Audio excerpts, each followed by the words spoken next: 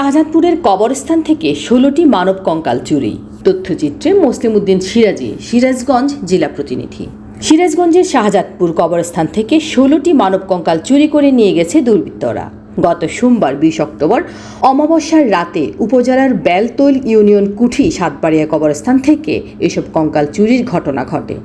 এইখানে আমি নামাজ পড়তে আসি, একজন বলতেছে যে চাষ আমার তো বাজার কবরস্থানে গেছিলাম, কেউ না যায়নি, তো কে কিসিল কয় যে ১৪টা মানুষের মাথা নিয়ে গেছে।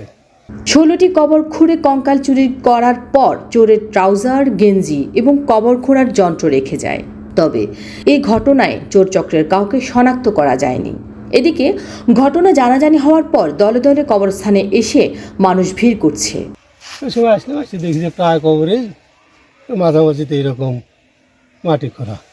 এই পর্যন্ত আমি দেখলাম। আজকে সকালে আমি যা দেখছি, আমি যে কিছু দেখিনি।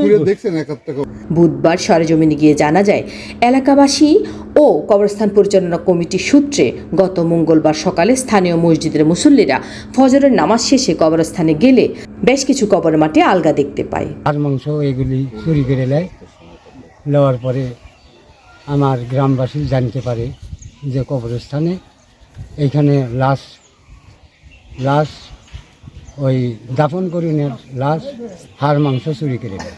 পরে উৎসুক মুসল্লিরা এগিয়ে গেলে দেখতে পান কবরগুলো থেকে কঙ্কাল নিয়ে গেছে।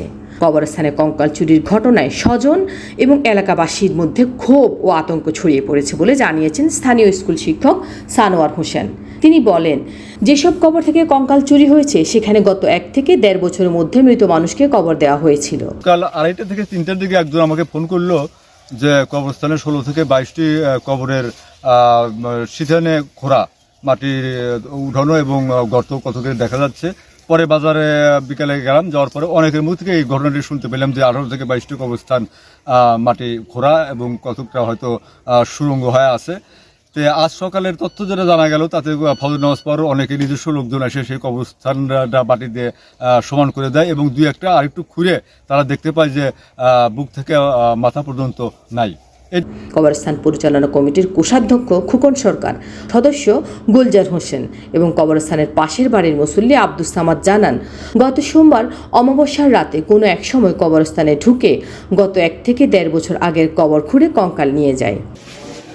কুটি সাতবাড়িয়া কবরস্থান কেশিয়ার হিসেবে একটু দায়িত্বে আছি।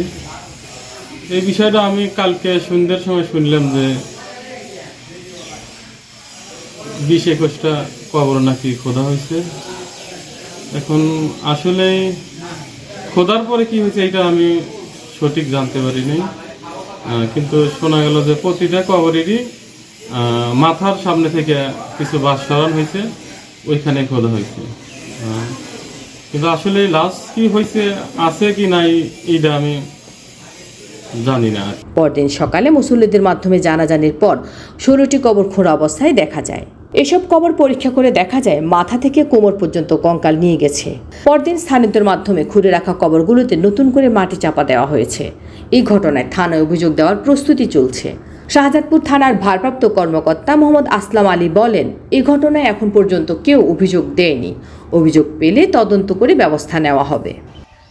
হাড় মাংস এগুলি চুরি করে নেওয়ার পরে আমার গ্রামবাসী জানতে পারে যে কবরস্থানে এইখানে লাশ ওই দাফন করিনের লাশ, হাড় মাংস চুরি করে নেওয়ার পরে তখন আমি জানবার পারলাম, জানবার পরে এসে দেখতে পারি যে ঠিকই এরকম ধরনের।